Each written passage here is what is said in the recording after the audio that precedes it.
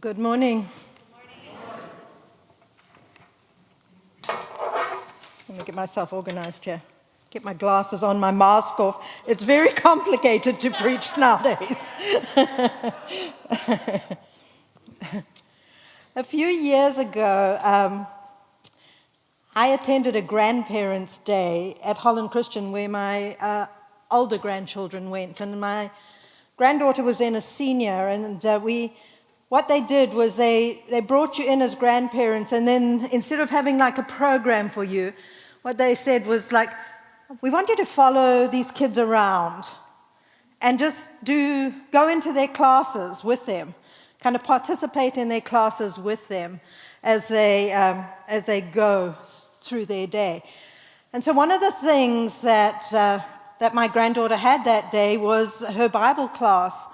And it was with Ray Vanderlaan, and I don't know, some of you may know of him, but he's like this expert on Israel, on Old Testament and that. And so he teaches the seniors.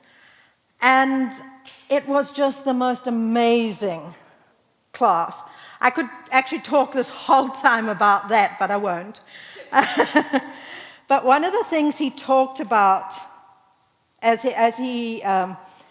he kind of just opened up the scriptures for these young people was he talked about the ark, and he described the ark, and he used from Exodus 25, verse 10 to 22, how the ark was actually made, and how it was made of acacia wood, and then it was covered in gold, inside and out, and the cherubim on the top of beaten gold, and the mercy seat on the top, and all the things, the poles that were then wrapped with gold and covered with gold, the big brass rings.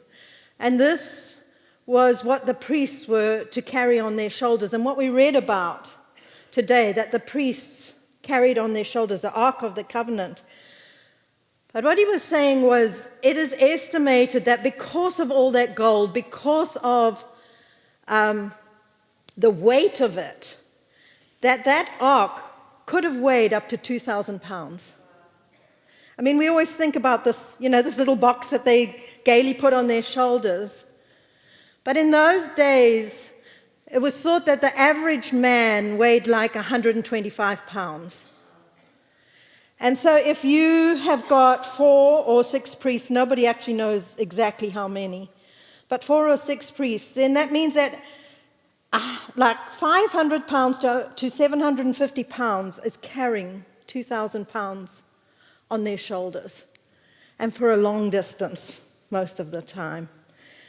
And so what he talked about was how the priests, when they picked that ark up, they knew it was supernatural,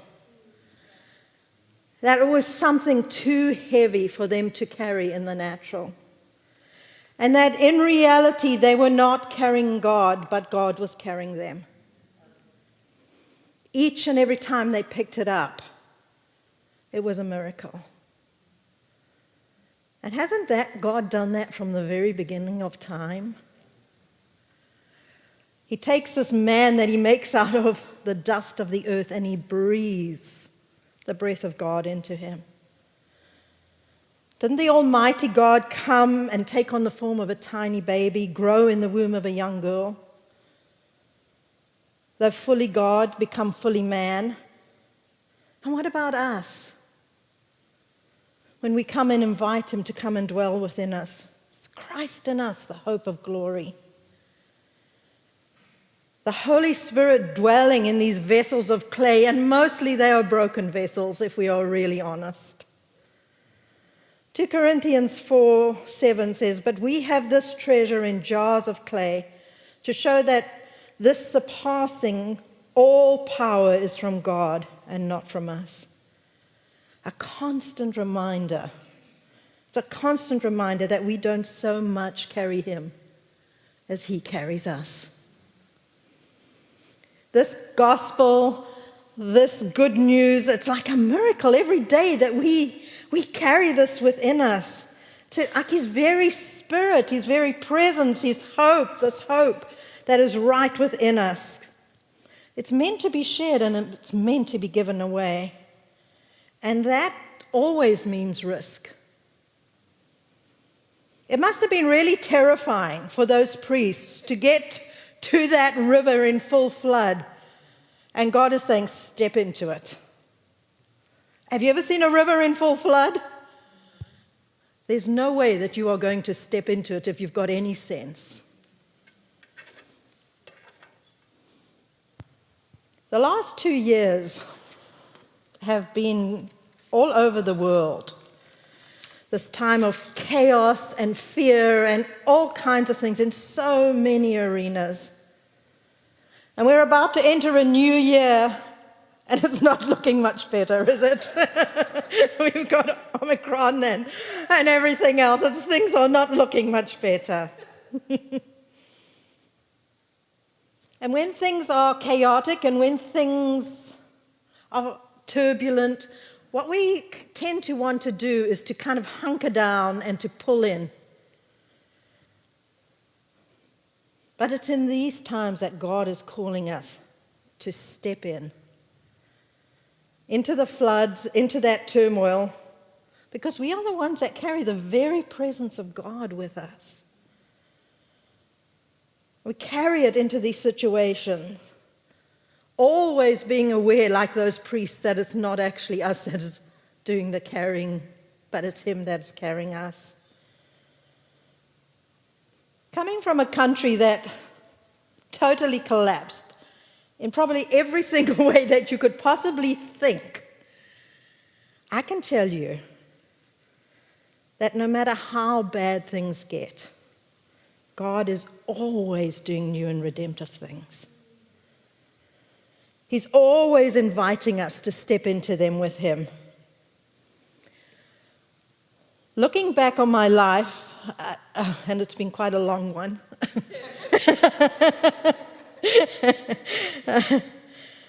even up to today, I realize that every single thing just about that God has called us into was too heavy and too big for us to carry in our own strength. And I have to confess that many times I went into every single thing just about afraid. But knowing if I didn't do it, I would be being disobedient to God. And that honestly was often my motivation. I saw the giants. But just knowing that God was calling me to do it, that was always like, okay, I have to be obedient. I have to be obedient to you, God. And I don't think I'm alone in that. When I read through the Bible, I see that God is often telling people, don't be afraid. Don't be discouraged. Be brave, be courageous. He even tells Joshua that over and over again, doesn't he? I remember as a young woman standing, we had this vision that God had gave us, and it was truly from God. I mean, it was a really powerful thing that happened, truly from God, that we would start a children's home. And so for probably 4 years we had prayed, okay, God, will you bring this about? Will you bring this about? And we went to pastor this little tiny church, and we were still praying, would you bring this about? And through miraculous ways, God brought it about, literally like in one day. In one day, this huge facility was given to us. And I remember Martin was so excited, and he took me to see this place, and it was just after the Civil War. And so we kind of drove up into the mountains from the city, me in my high heel shoes, all cityfied, into the mountains, and we passed like burnt out buildings, and we passed all sorts of things, but no neighbors. And we got to this place, and he was just so excited about it, and he sort of said, here it is. He was always the visionary. He could always see further than I could see. And all I saw was all these buildings with broken windows and grass that had grown higher than the buildings. And I remember saying, oh God, to myself, because I was trying to be positive. It's like, oh God, if you are not in this, I will die here. It was like that step of just faith that we had to just step into. But I can stand here today and tell you that God was more than faithful. Not only did he restore that whole place, but he restored me. He built me in that place as well, and he did miracle after miracle, and some of the most amazing things happened in that place in our whole ministry. God was good. And as that place was transformed, so were we. And so were the lives of a lot of little children. And it was something that was too heavy for us to ever have carried. And we for sure knew that it was him that was carrying us through it. It was when we first moved in there, and I was having my quiet time one day, and I was reading through the Old Testament, and I got to the story of Joshua and Caleb and saw how their faith, the way that they served God, that they were the only two that God said would enter the promised land with the next generation. And I probably was 25 or 26 at the time. And I remembered praying, oh God, let me always be able to cross over with the next generation. Don't let me ever get so stuck in my ways that I'm not able to do so. And probably over the years, over certain circumstances, I've probably prayed that a few times, 2 or 3 times in different circumstances. Then a couple of months ago, we were sitting on those couches there, actually, having a pastoral meeting, and we were talking about what we were feeling God was saying for this church, and about the new season that we all were sensing that he was bringing us into. So in various ways, as we shared, we all were sort of coming to that place where we all, through our readings, through our Bible readings, through our quiet times, through our prayer times, Michael through meeting with his spiritual director, all kind of came into this consensus that what God was saying is that I'm bringing you out of the wilderness and I'm taking you into the promised land. And as I sat there, I suddenly realized, oh God, you have answered my prayer. You have answered the prayer that I prayed when I was 25. And as I sat there with the other pastors, who are all a full generation younger than me, I just was overcome with God's faithfulness. Here we were talking about crossing over, and God, despite myself, was letting me cross over with the next generation. So now I have a new prayer. I think it's always good to have a lifelong prayer going. So now I have a new prayer, and it's based on Joshua 14:6-14. And it's when the people of Israel are already in the promised land. And Caleb comes to Joshua. And paraphrase what he was saying, I was 40 years old when Moses sent us out to spy on the land. And I brought back a report that we could take the land. And you and I brought back this report that we could take the land. But because the other 10 thought we couldn't, and they put fear in the hearts of the people, we've had to wait these 40 years. And these are some of his words. I have followed the Lord my God wholeheartedly. So today I am 85 years old. I am still as strong today as the day that Moses sent me out. I am just as vigorous to go out in battle now as then. Now give me the mountains. And that's my new prayer. My new prayer is that I will always be strong and vigorous in battle, able to take mountains. So what was it about Joshua and Caleb that was so different from everybody else? We get a clue from a couple of scriptures here. And the first one is Exodus 33, verse 7 to 11. Now Moses used to take a tent and pitch it outside the camp some distance away, calling it the tent of meeting. And anyone inquiring of the Lord would go to the tent of meeting outside the camp.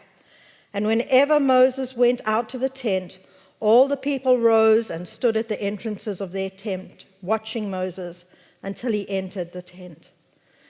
The pillar of cloud would come down and stay at the entrance while the Lord spoke with Moses. Whenever the people saw the pillar of cloud standing at the entrance of the tent, they all stood and worshipped, each at the entrance of their tent. The Lord would speak to Moses face to face as one speaks to a friend. Then Moses would return to the camp. But his young aide Joshua, son of Nun, did not leave the tent.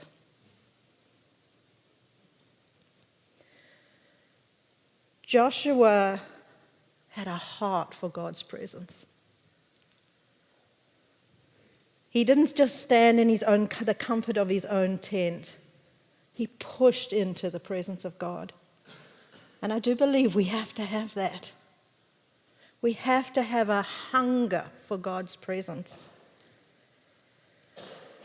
And then in Numbers 14, verse 24, this is God speaking about Caleb after they've all brought back a bad report and that whole generation is going to die in the wilderness.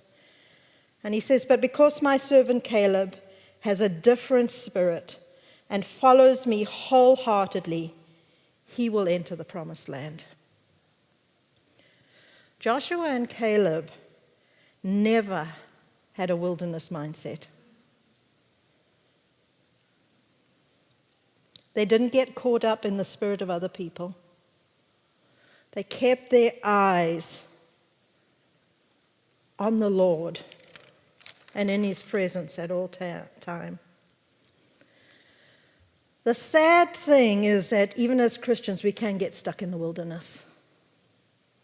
And we can allow our circumstances to overcome us instead of the other way around. We can allow our faith and joy to wane and even die. And we can find ourselves murmuring against our brothers and sisters or complaining that God does not care. We can lose our wonder of God. We can lose our appetite to be in God's presence. Forgetting, like the Israelites, that it's him that has always carried us. We may have to pass through the wilderness. And usually we do. At some stage in our life, we have to pass through the wilderness. But we were never meant to live there.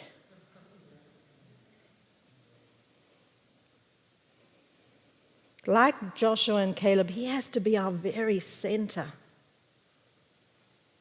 Nothing else can take his place. Not even a good cause or a good passion. We can get often caught up in a cause or a passion, a just cause or a just passion.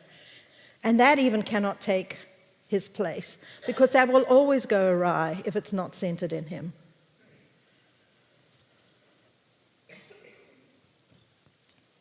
When we make him our center, then he's going to give us his passions. He's going to give us his heart.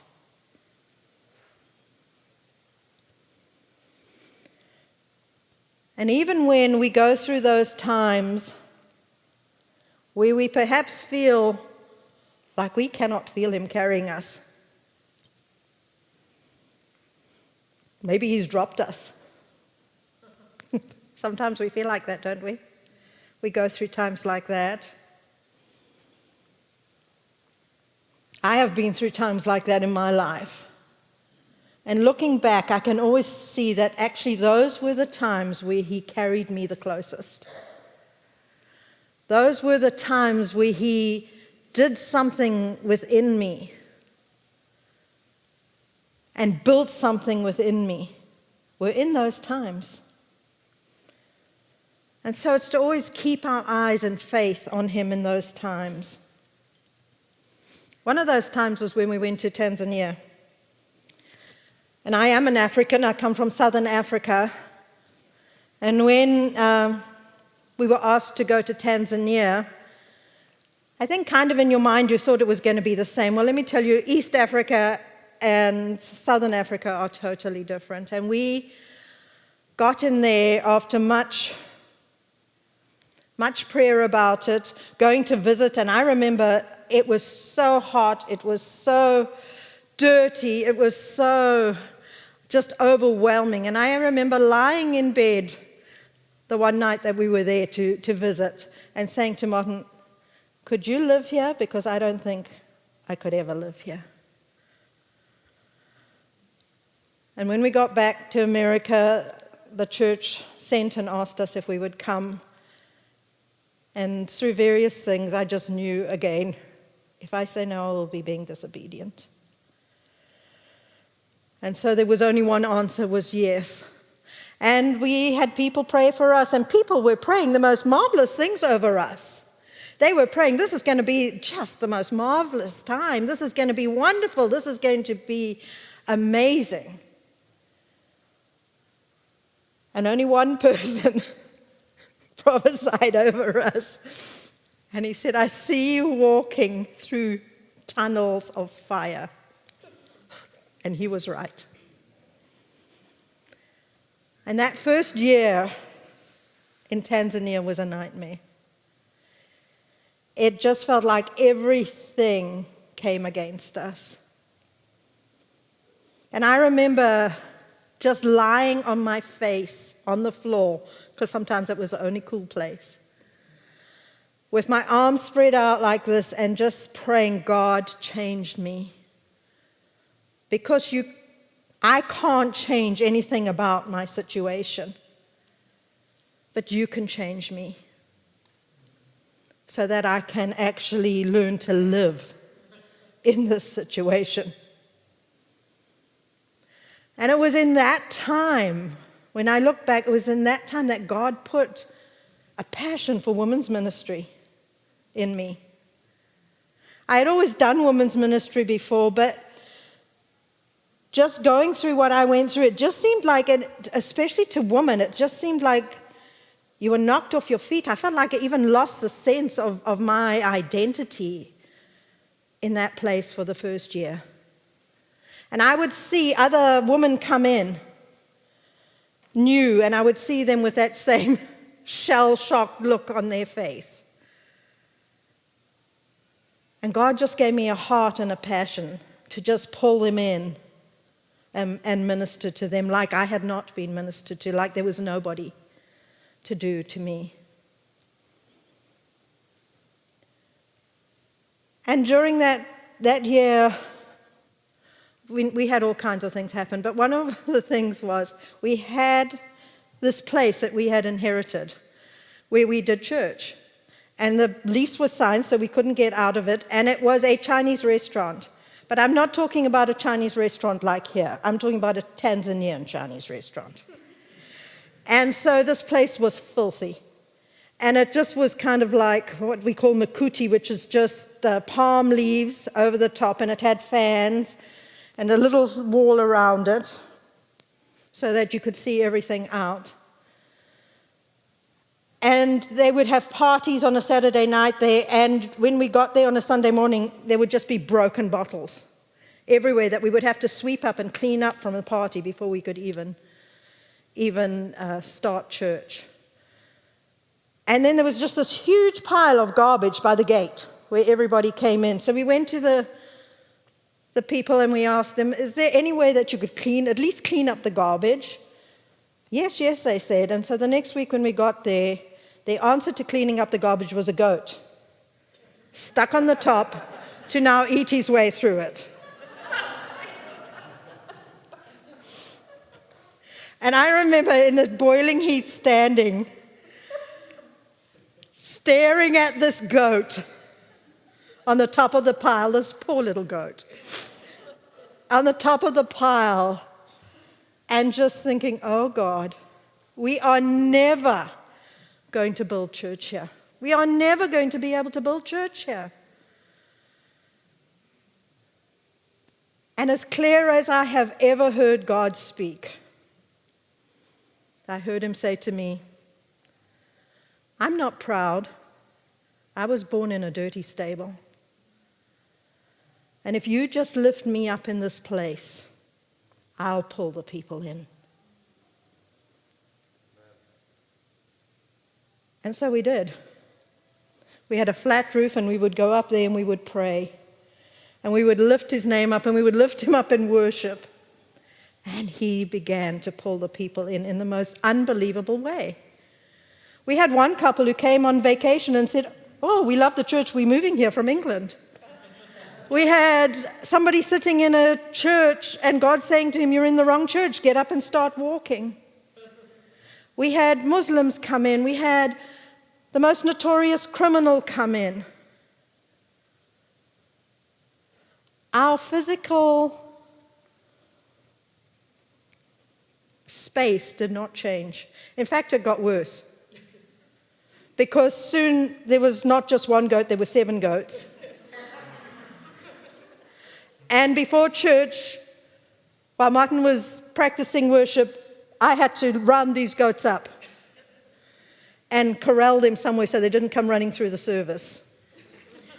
And so I would put ropes around these goats' necks and with some other people helping me. And then I would try and pull the goat. Have you ever tried to pull a goat? These things would just get down on their knees and just bear at you. I mean, you could not pull goats. You can't pull goats. Goats don't do what you want them to do. At least African goats don't. But God still did these things. I always say that if I wrote a book, I would call it Pulling Goats and Herding Cats.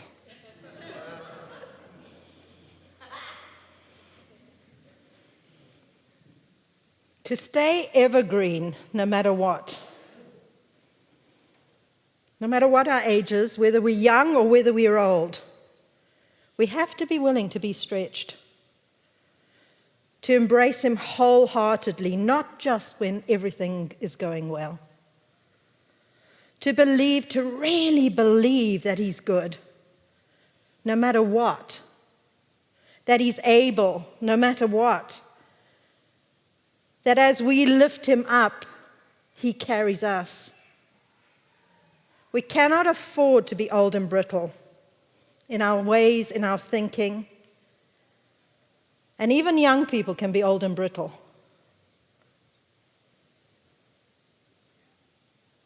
God is always vibrant.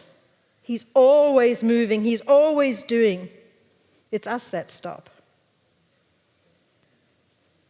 G.K. Chesterton says it like this: for we have sinned and grown old, and our Father God is younger than we. So let's always be a people who have a dream, who have a vision, who have a mandate that is too big for us to carry, that far exceeds our natural abilities, our gifts and our talents. May we always be a people who know that as we lift God up, he will carry us. Can the band come up?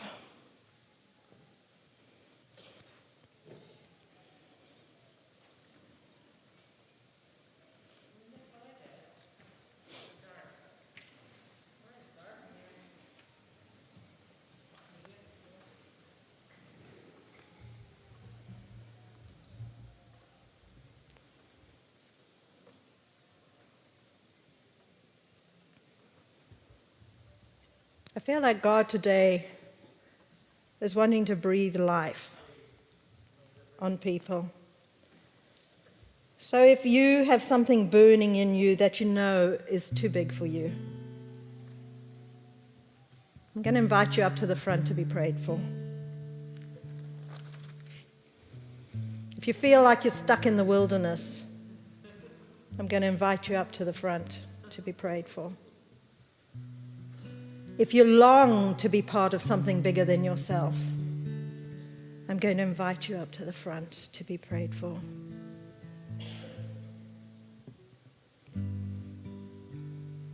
God is wanting to breathe that new life in us. It is His heart, it's His will, it's His desire to take us out of the wilderness and bring us into the promised land, to bring us into hope and joy and peace. So there'll be some people who will pray for you. Come up and be prayed for if any of these things apply to you.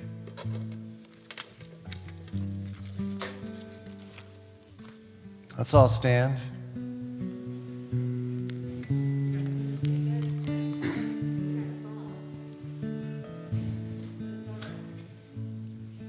No, a lot of times we respond to people without words, with just like groans or like sounds.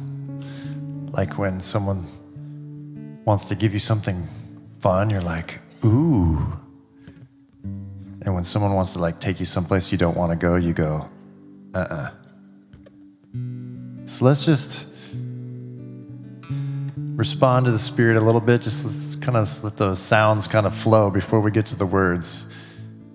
Are you excited? Are you a little terrified of what God's calling you into? Let's respond with our bodies.